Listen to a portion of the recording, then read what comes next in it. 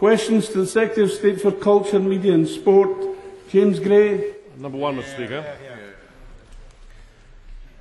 Mr. Speaker, policy responsibility for intellectual property rests with the Department for Innovation, Universities and Skills, but given my department's responsibility for the music industry, these are issues in which we have a close interest.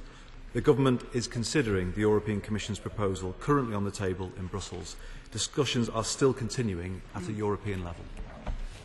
Mr. Speaker, a band named Pendragon in my constituency tells me that when they recently produced a new DVD, they sold 50 copies in the first week, but in that same week, 3,000 copies were illegally downloaded.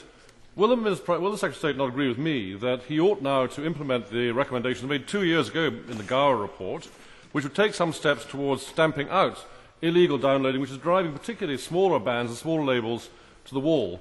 And is it not about time that he accepted the recommendations of the Select Committee that copyright should be extended to 90 years?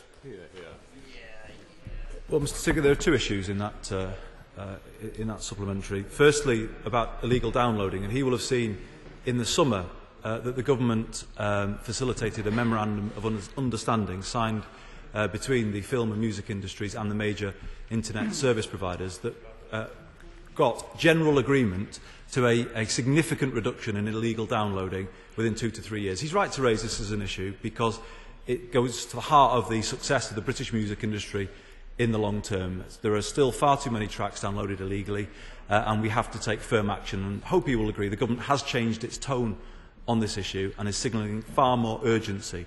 But I'm grateful for him raising this issue. On the question of term, these are complicated issues, and while the Commission has put forward its proposals, I think it's fair to say that no consensus has yet emerged around them.